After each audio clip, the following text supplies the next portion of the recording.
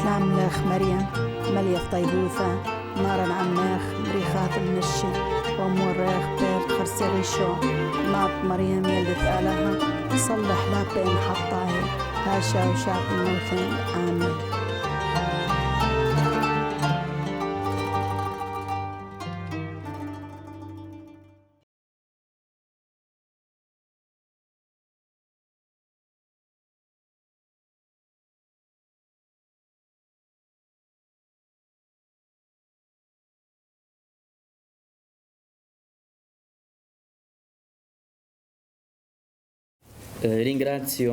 Estoy muy agradecido a todos los que estáis aquí porque habéis renunciado a otras cosas para escuchar cosas que quizá hoy en día para algunos son absurdas. Sabéis que el mundo de hoy es un mundo que se está distanciando mucho de la fe. Pero yo creo que el problema más grande es que la sociedad moderna no ha entendido todavía que la fe es el tesoro más grande de la humanidad. No hay ninguna persona, no existe nadie que no tenga un valor en el que creer. Cuanto más trascendentes son estos valores, son más queridos, y nosotros, nuestro valor, diría yo, nuestro tesoro más querido, es de verdad más grande que cualquier otro valor: Jesús. Quisiera explicar antes de hablar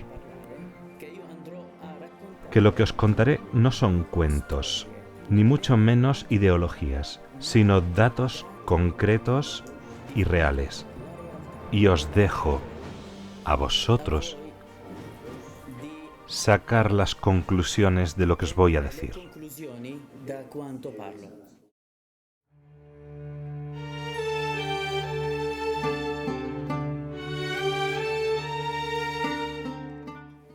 Todos sabéis que el pueblo que ha construido Irak, que entonces se llamaba Mesopotamia, eran los babilonios, asirios, arameos.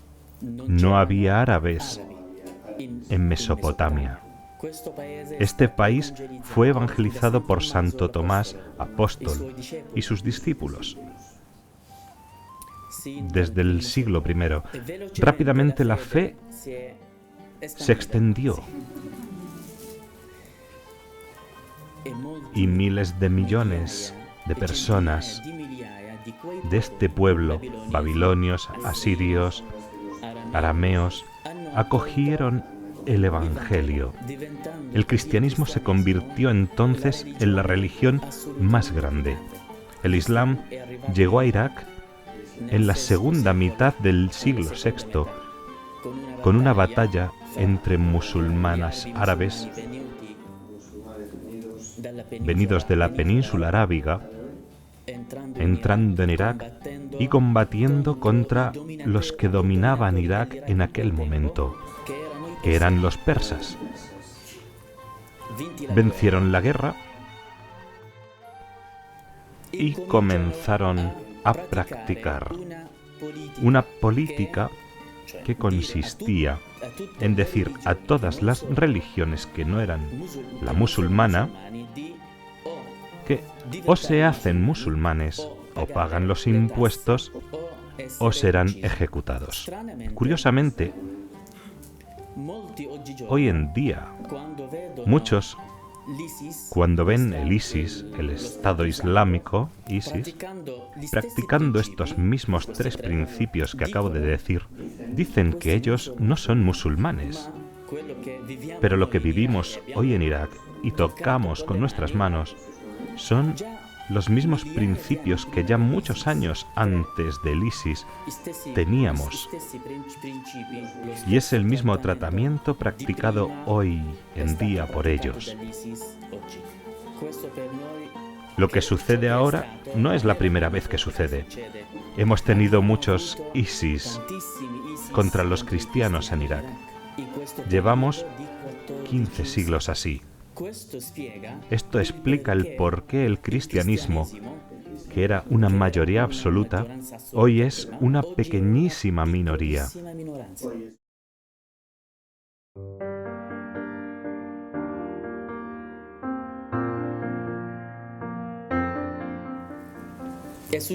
Sucedió en agosto del año pasado, que yo estaba en el seminario de Ancagua y escuchamos noticias de los avances del ISIS en Siria e Irak, cómo tomaban ciudad tras ciudad y después cómo llegaron a Mosul. Después llegaron las amenazas del ejército del ISIS contra los cristianos que viven en la llanura de Nínive. La llanura de Nínive es una zona de pueblos y ciudades cristianas. Sin embargo, el ejército iraquí que está allí aseguraba su protección y decían que no les sucedería nada malo. Un día antes de que entrara el ISIS, yo y otros amigos sacerdotes de Ancagua comenzamos a hablar a los sacerdotes, a los obispos y familias, diciéndoles que saliesen rápidamente de los pueblos, de la llanura de Nínive, porque seguramente iba a pasar algo. El día en que el ISIS atacó, algunas familias estaban celebrando sus matrimonios en la iglesia.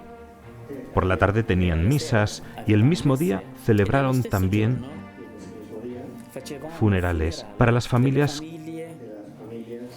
que fueron asesinadas en el ataque del ISIS en otros pueblos. Pero se hizo todo esto deprisa. Los nuevos esposos, pobres, quizá ese día no lo olvidarán jamás, salieron con sus vestidos, sin fiesta, sin nada. Cuando se acercó la noche, las familias oyeron ruidos de bombas muy cercanas. El ejército de Irak, que había asegurado la seguridad y la paz, comenzaron a retirarse sin decir nada. En aquel momento, algunas familias se acercaron al ejército y les preguntaron: ¿qué está pasando? El ejército, los soldados, dijeron: no sucede nada, no os preocupéis, todo está tranquilo y bajo control. Pero yo insistía muchísimo a los sacerdotes: debéis salir cuanto antes. Cada minuto que pasa se acerca más el peligro. Entonces, las familias, con mucho miedo, con el acercamiento del ISIS y sin la presencia de ningún soldado, podemos imaginar, había ancianos que no podían caminar, niños recién nacidos, mujeres embarazadas y muchachas y jóvenes, todos saliendo en completo éxodo. Este éxodo quizá nos hace recordar el éxodo bíblico. Los cristianos que salieron de allí eran 125.000, todos hacia el Kurdistán, porque era una zona segura. Pero la distancia entre nuestros pueblos y Kurdistán es más o menos 60 kilómetros. Todo este grupo, con mucho miedo, mucha presión, sin comida, sin agua, llevando a los ancianos, los niños, mujeres embarazadas y enfermos, llegan todos a la frontera entre nuestros pueblos y el Kurdistán, que encontraron bloqueado. Después el presidente del Kurdistán da la orden de abrir las fronteras y dejar entrar a todos, pero sin coches y a pie, porque tenían miedo del terrorismo. 12 horas más tarde llega la gente a Ancagua, que es el campo cristiano de Erbil, Erbil es la capital del Kurdistán, pero llegaron casi muertos. Mujeres caminando en ese momento a punto de dar a luz. Algunos ancianos murieron durante esa noche de agotamiento. Después, el problema más grande fue que estábamos, otro sacerdote y yo, esperando en la iglesia para recibir a las familias, pero no podíamos hacer nada. Nuestras familias, por su propio instinto, fueron a la iglesia. Es el único refugio, ¿eh? Ellos están habituados a actuar así. No piensan ir a la policía, sino a la iglesia. Porque en la iglesia están seguros de encontrar la tranquilidad y la paz. Allí o en su casa.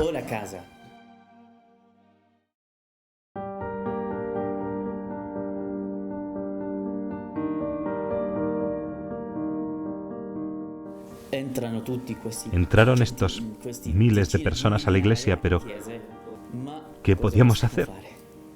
No tenía ni una botella de agua para darles, ni una barra de pan. No sabía dónde llevar esas mujeres. ¿Al hospital? Yo no sabía nada. Me quedé prácticamente paralizado. Durmieron por tierra o dentro de la iglesia, o en los bancos, o por el suelo.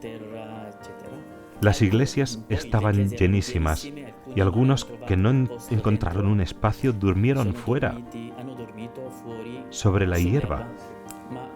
Pero los problemas comenzaron cuando se levantaron por la mañana.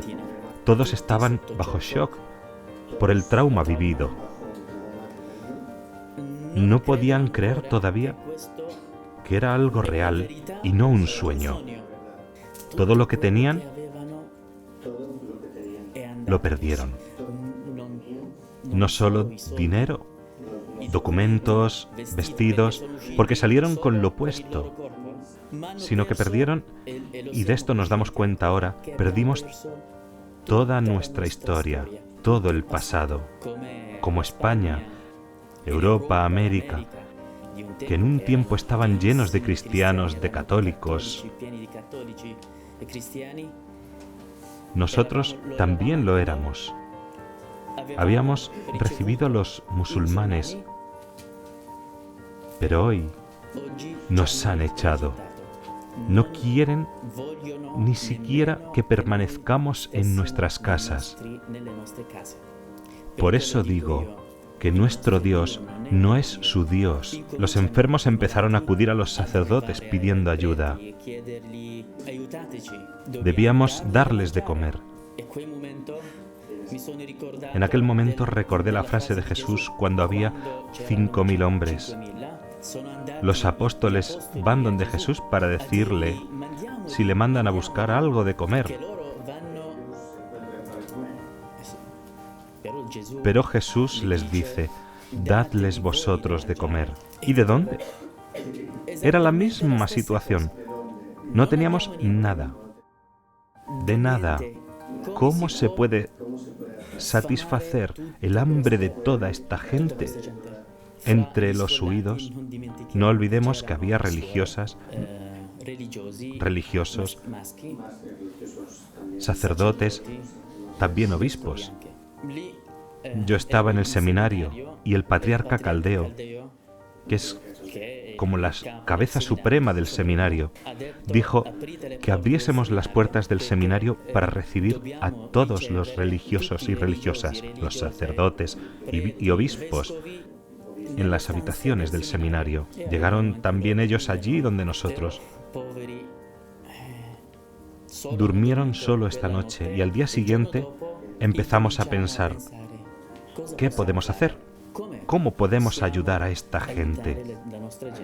A partir de este momento, gracias a la Iglesia en Occidente, a muchas personas todavía con fe como vosotros de España, Italia, Francia, Alemania, América, Australia, de todo el mundo, que se despertaron diciendo, estos son nuestros hermanos, no les podemos abandonar, y comenzaron a ayudarnos las organizaciones católicas como Ayuda a la Iglesia Necesitada y otras organizaciones cristianas no católicas que hasta hoy mismo no han querido dejarnos solos.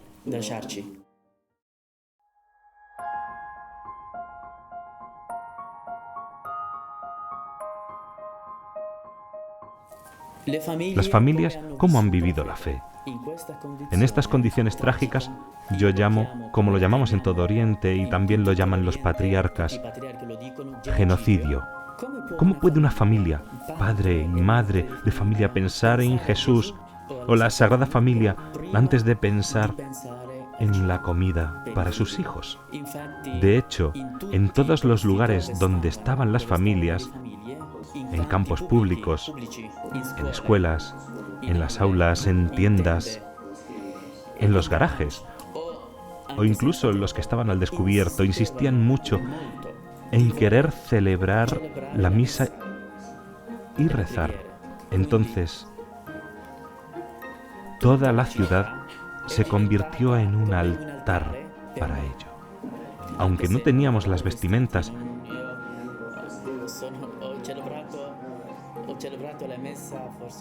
he celebrado la misa solo con la estola, sin cálices, sin nada, en total pobreza. No es porque éramos pobres, sino porque hemos sido hechos pobres y seguimos viviendo la fe de esta manera.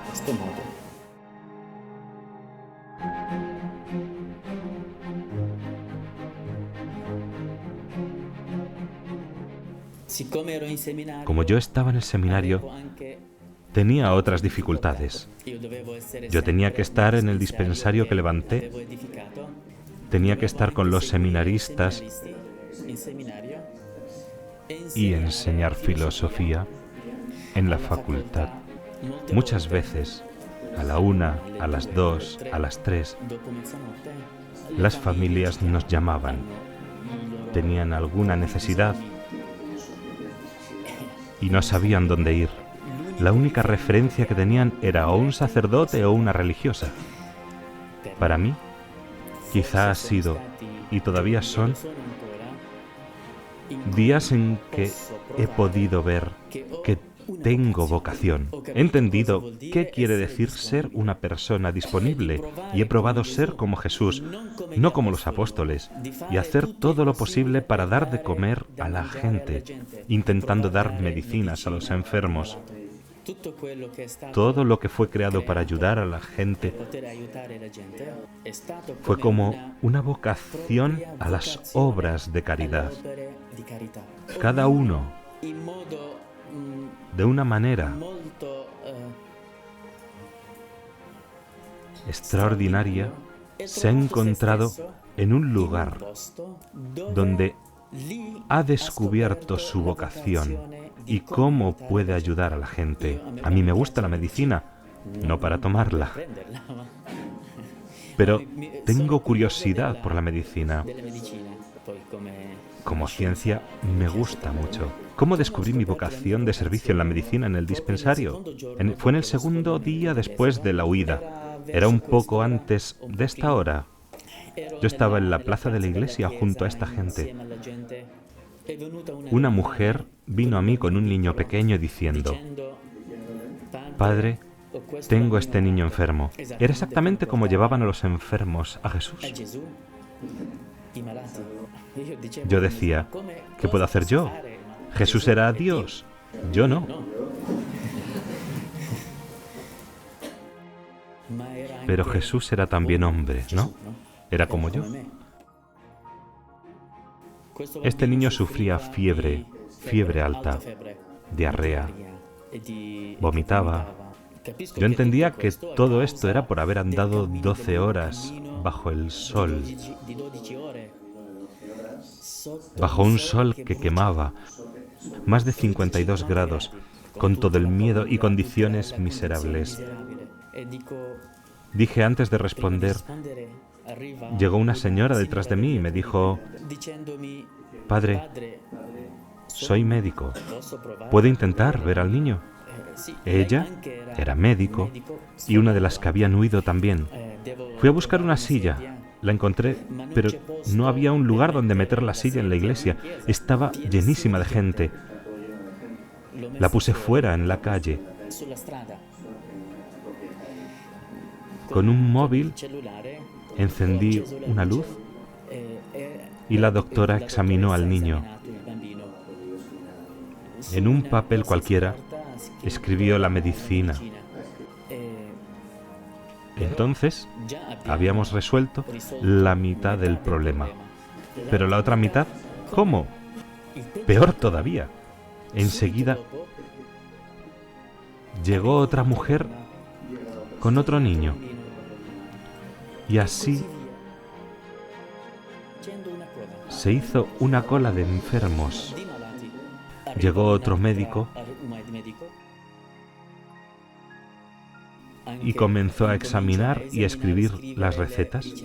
Pero, ¿qué hago con las recetas?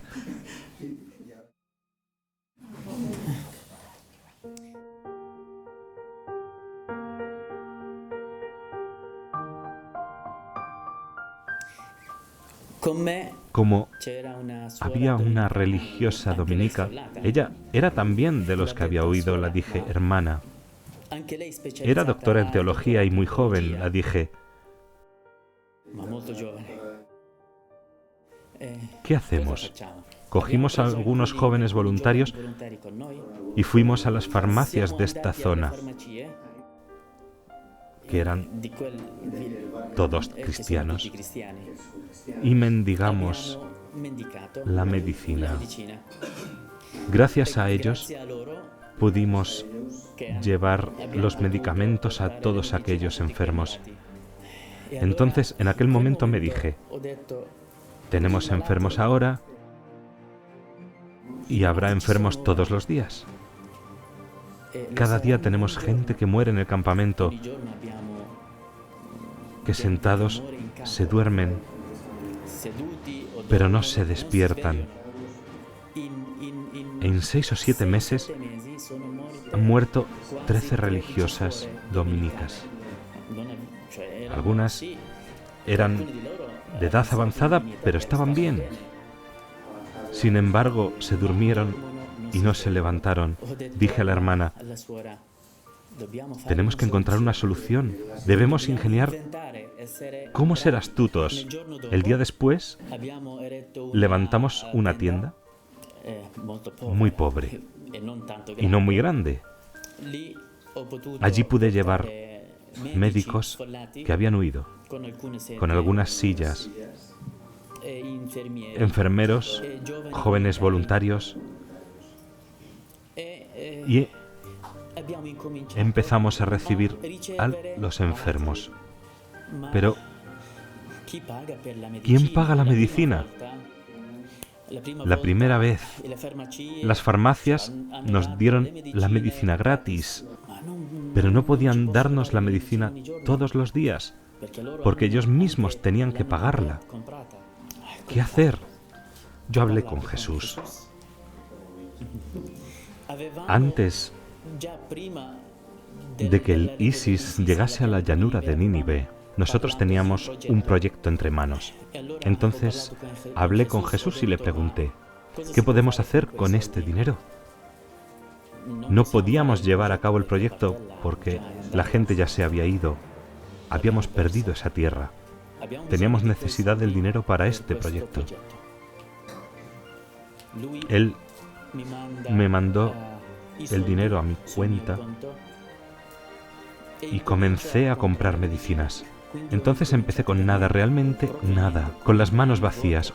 Un día tengo medicina, pero el segundo día no tengo nada. El día antes pienso, mañana ¿qué daré? Pero esto ha sido la providencia divina.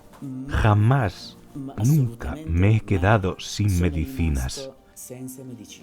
Ningún día. No es porque yo he buscado, sino porque no sé de dónde venía la gente a traerme bolsas de medicinas que tenían en casa de sus enfermos. Algunos muertos ya, otros traían dinero. Aquí, en el extranjero como en España, muchas familias empezaron a recaudar y a darnos dinero. Cada día curamos. ¿Sabes cuántos enfermos? En el mes de agosto el número de enfermos era altísimo. Cada día recibíamos entre 500 y 700 enfermos. Entonces teníamos un almacén de medicinas. Después pensamos en desarrollar esta tienda para poder ayudar mejor a la gente. Gracias a las personas con corazón grande. Aunque enviaran solo €1, siempre es útil. Ha hecho milagros. Hemos podido conseguir todas las medicinas necesarias, abrir un laboratorio, habitaciones para los enfermos, ultrasonidos, además de dentistas para casos urgentes, porque todo lo que tiene que ver con los dientes es muy caro. No, esto es un hecho real. El material cuesta mucho. Cada día hay presentes 3 médicos, un pediatra, un ginecólogo y un médico general, todos voluntarios y de los mismos que habían huido. Lo hacen gratis. No se les paga nada. Toda esta labor es gratis.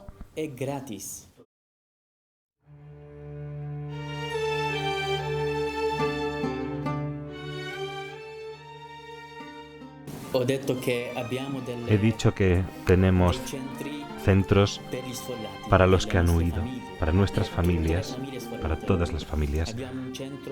Tenemos un centro donde recogemos alimentos y bebidas y que distribuimos a las familias y que las organizamos como ayuda a la iglesia necesitada, nos traen y lo distribuimos.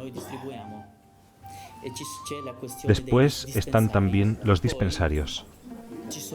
Hay familias, quizá olvidadas, familias que no han tenido lugar en el campamento, en tiendas o contenedores que ayuda a la iglesia necesitada han preparado. Entonces no pueden quedarse en la calle. Ellos han alquilado apartamentos, habitaciones. Pero en cada habitación vive una familia entera, la familia oriental, no occidental. Con 5, 6, 10 en una casa podéis encontrar 50 personas. La ayuda llega a través de organizaciones como Ayuda a la Iglesia Necesitada o directamente a los obispos o a nosotros, algún sacerdote.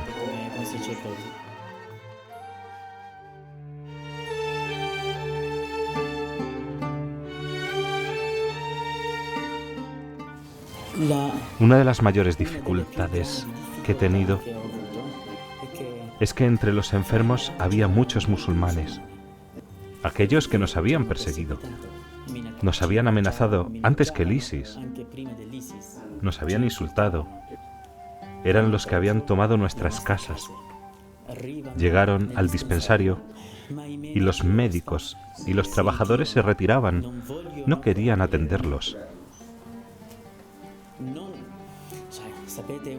Sabes que esto es algo casi natural que sale de dentro del hombre. Este me ha matado y ahora viene a mí para que le cure. Me dijeron, padre, no podemos atenderlos, pero esta gente tiene corazones grandes. Hablé con ellos y también con la hermana, no para convencerlos, sino para recordarles que los apóstoles y Jesús tuvieron la misma suerte que nosotros y perdonaron a los que les habían perseguido. Y comenzamos a recibirlos y atenderlos. Después abrimos otro dispensario en un lugar con mayor número de musulmanes. Allí, hasta el 70% de los pacientes son musulmanes. Pero una cosa, perdonamos, amamos, pero debe aplicarse la justicia para parar el mal. El mal no debe avanzar. España es cristiana, Italia, Polonia, América, y nosotros desde allí, en estas condiciones miserables, estamos muy preocupados por vuestros países.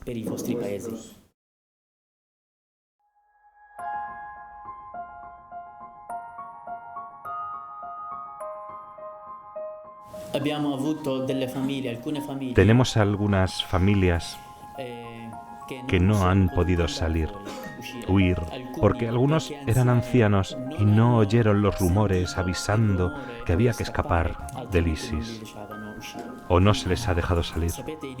Sabéis que en Irak hay un mosaico de religiones, sobre todo en la llanura de Nínive. La mayoría en la llanura de Nínive son cristianos. Después están los yazidíes. Lo que sucede es que entre los yazidíes hay miles de prisioneros en las manos de ISIS. Los cristianos son 150 personas. ¿Pero cómo es posible? ¿Por qué? La diferencia ha sido que nosotros avisamos a los nuestros porque pensamos que habría algún problema.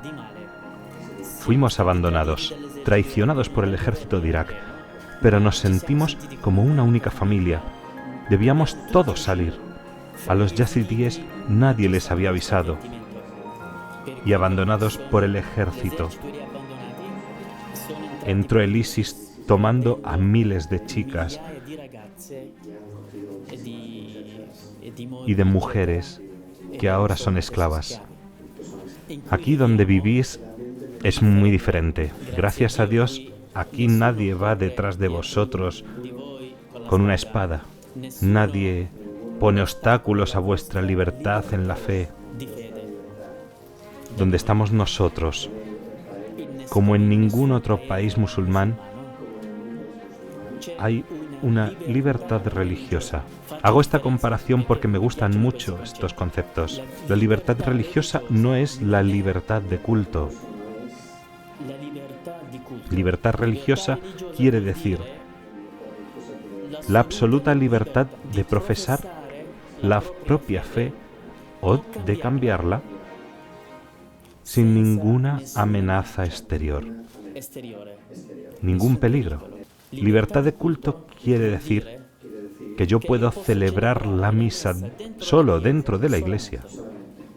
Yo soy cristiano para mis cristianos. No es que un musulmán puede pasar al catolicismo. Sería asesinado. Segundo, cada persona, según las leyes islámicas, la ley que es de todo el país, en la Constitución árabe, si una pareja tiene hijos y uno de los dos se convierte al Islam, entonces todos los hijos automáticamente se hacen musulmanes. Da igual si es la madre o el padre. Cuando los hijos crecen, está escrito en su carnet de identidad que es musulmán y no puede escoger su propia religión, no puede quedarse con el padre. Esta es la diferencia entre Oriente y cómo se puede vivir la fe aquí y en qué ambiente se vive.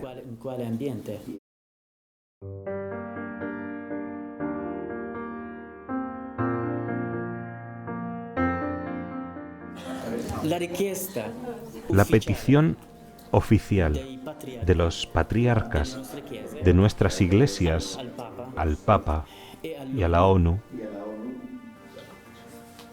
es, en primer lugar, liberar la llanura de Nínive del ISIS. En segundo lugar, asegurar que nuestra gente cristiana puedan volver a sus casas en paz. Y en tercer lugar, es una condición nuestra que hemos impuesto no entraremos bajo ninguna protección árabe ni musulmana, porque no tenemos confianza en nuestro gobierno ni en nuestro ejército, porque ya nos han traicionado. Desgraciadamente he estado en Washington buscando y discutiendo con las autoridades políticas muy altas sobre nuestro futuro. Me he encontrado con congresistas, con políticos, con profesores universitarios de los derechos humanos internacionales y expertos del Medio Oriente. Todo el mundo conoce Petraeus, que era el general del ejército americano en Afganistán y todo el Medio Oriente, y ahora es el jefe de seguridad americano en el Medio Oriente. Ninguno, de verdad, ninguno me ha dicho una palabra esperanzadora de un futuro bueno para los cristianos. Tienen un proyecto y yo he llegado a la conclusión que es que el Irak se irá dividido entre los musulmanes, los chiíes en el sur, los suníes en el centro, los kurdos al norte. Pregunté, ¿y los cristianos? El país es nuestro. Nosotros lo hemos construido. Y me dijeron, desgraciadamente, este conflicto durará años. Y alguno me ha dicho, debéis buscaros otra tierra.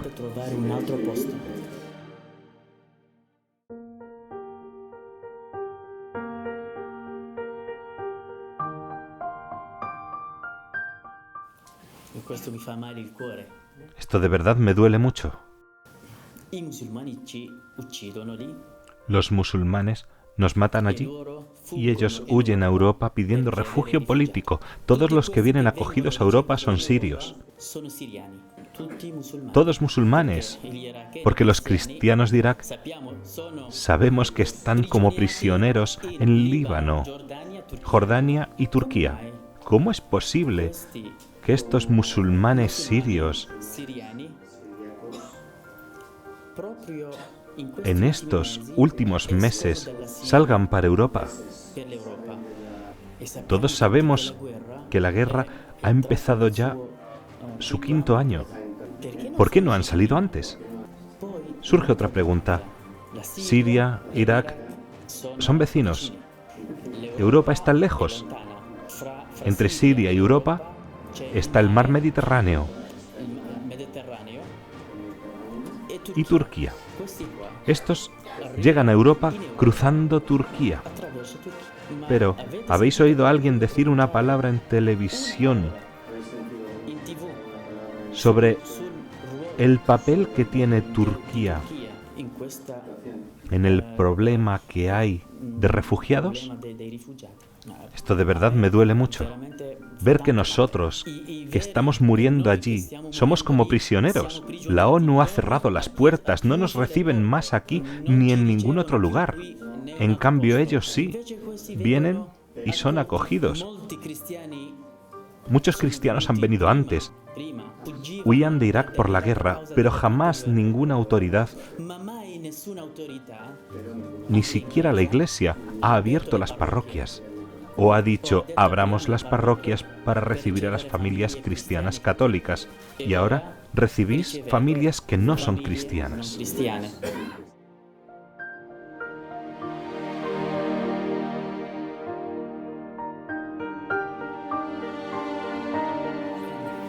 Cuando recéis, no recéis por mí, sino rezad por todas las familias cristianas de las cuales nadie se acuerda. Rezad por los sacerdotes y religiosas que trabajan día y noche ayudando a los huidos, por nuestros seminaristas en Irak, que a pesar de ver sus familias en dificultad, no han dejado su vocación, sino que la han mantenido y quieren seguir adelante. Rezo también por vosotros. Gracias.